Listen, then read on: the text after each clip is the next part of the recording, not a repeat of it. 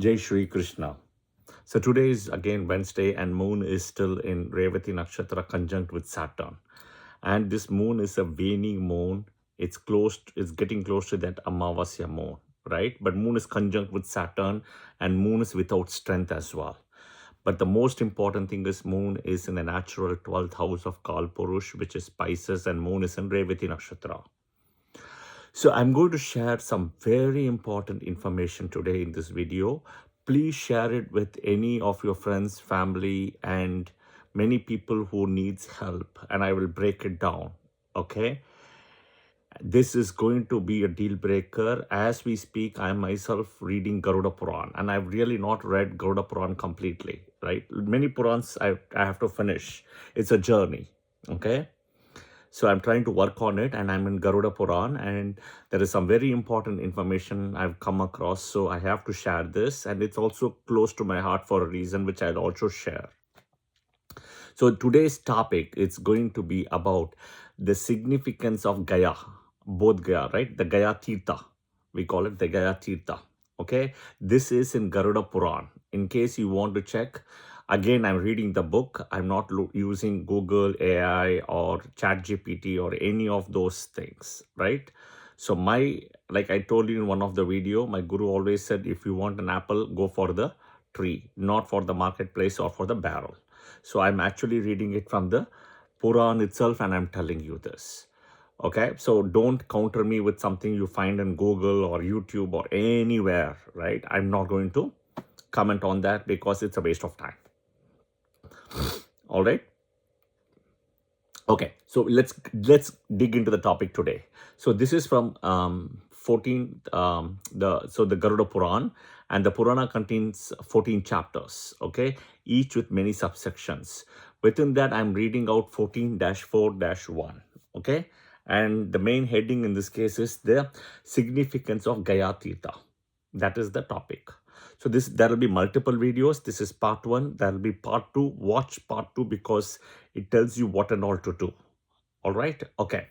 So what is the significance? So the story goes as per the Garuda Puran is that once while narrating, right, how Gaya became a prominent place of pilgrimage in the eastern part of India, right, where it itself has its name today. Lord Brahma told Vyasa Rishi. So Vyasa Rishi, right, if you see, Vyasa comes from Vashishta, right? Vashishta, then Vashishta's son Shakti is there, then Parashara Maharishi is there, who gave us the great Vedic astrology, and Parashara's son is Vyasa Maharishi. That's where we know the Mahabharata and all this stuff happening, right? Okay. So Brahma is giving this information to Vyasa Rishi. Okay. During the ancient times, there used to live a mighty demon called Gaya. Okay. And of course, he's got boons from Brahma also.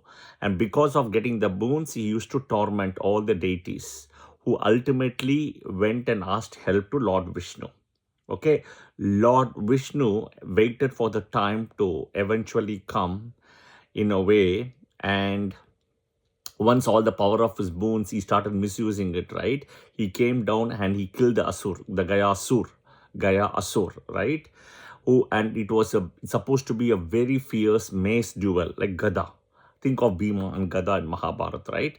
And the place where Gayasu died, right, became by his name. At the time of his death, he repented for his mistakes, and he said that this place because wants to be like a moksha place kind of a thing, right? So it became as Gaya. Okay, so there is a grand Vishnu temple situated at Gaya. Okay, and there is apparently a beautiful idol of Lord Gadadhar, right, which is Lord Vishnu holding a mace in his hand.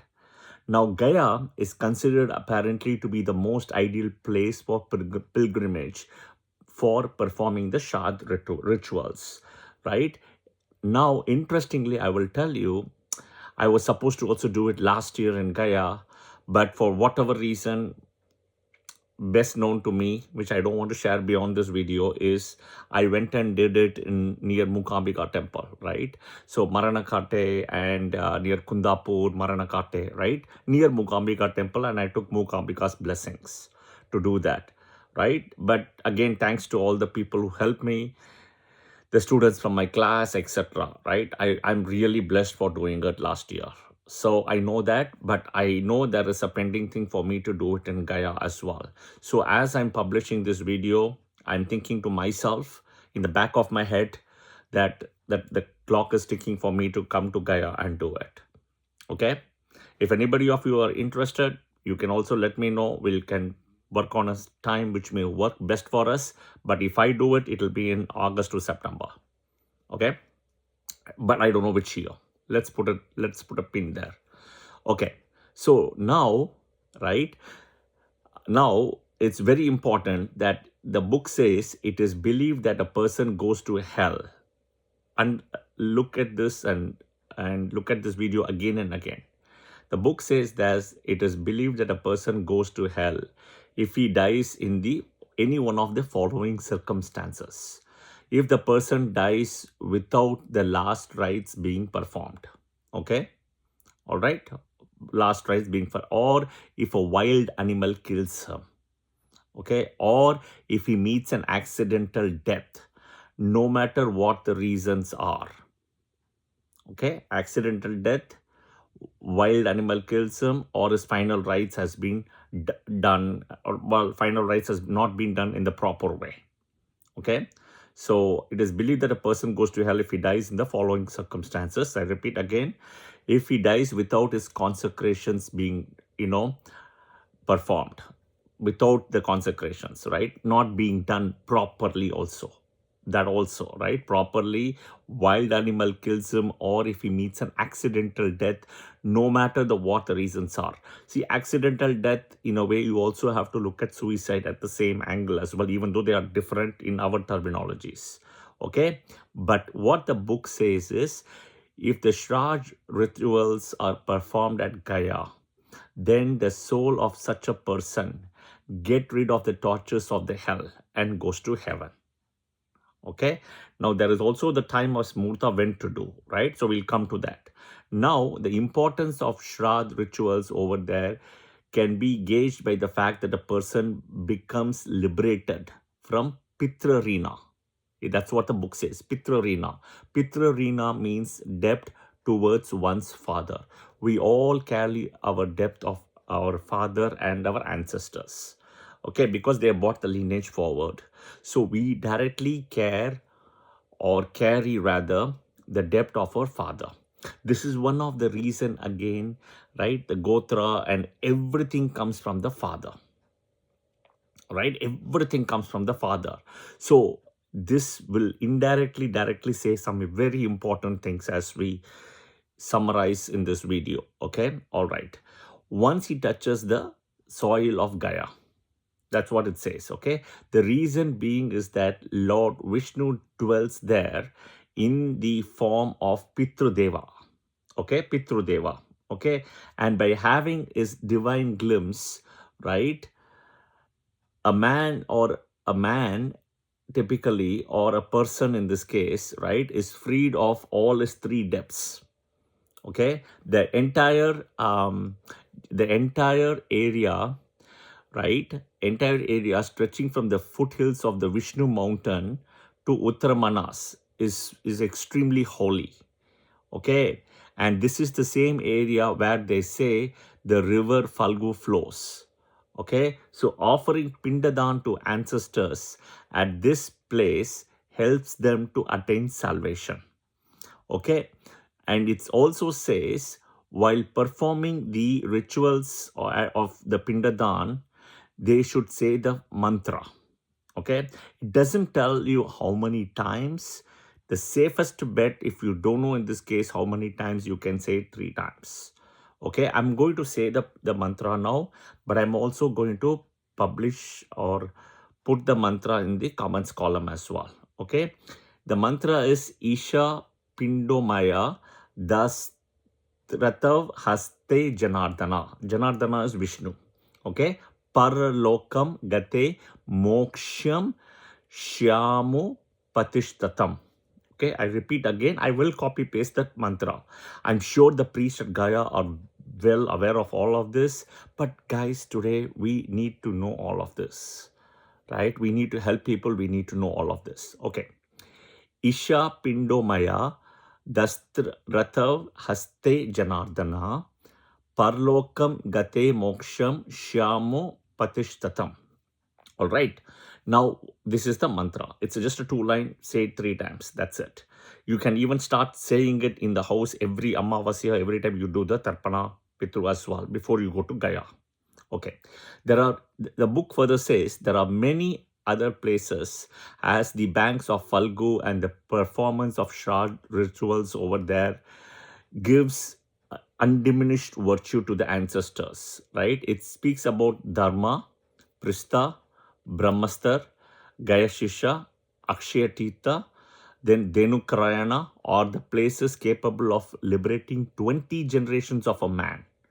Okay, the entire city of Gaya itself is considered holy, and performing the rituals of Shraddha or offering Pinda to ancestors at any place within Gaya helps the soul of the ancestors to attain Brahmaloka.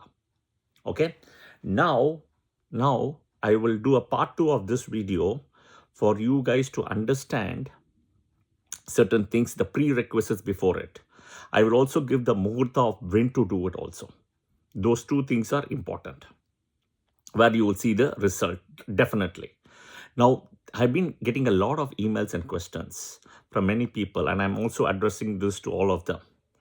If you have lost your ancestors due to whatever reason, right? If you have in your family somebody has died by an accident, a suicide, etc.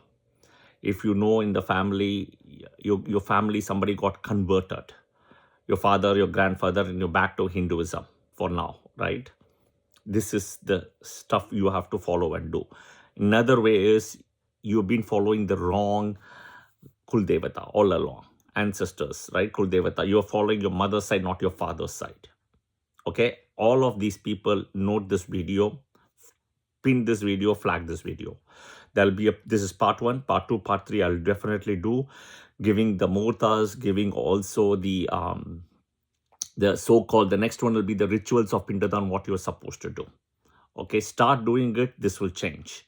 People who are struggling with lineage, issues, where for some reason, whatever your grandparents, ancestors have done, and you're not getting married, etc., right? This is the video. Please watch part 1, part 2, part 3. Follow this, and I will tell you, you will see a change. But you got to be patient. Okay, and you've got to follow everything what I say with 100% belief. That is the most important thing. Again, today moon is in Revati Nakshatra with Saturn, and I thought I wanted to share this video. I hope this was helpful, right? I am also with you in this journey, and I'll see you guys soon in part 2. Wait for part 2 and part 3 of this as well. I'll give you muhurtas and timing. I know myself, I also have to go to Gaya to do it. Yeah? All right. Jai Shri Krishna. I'll see you guys soon in another video. Thank you.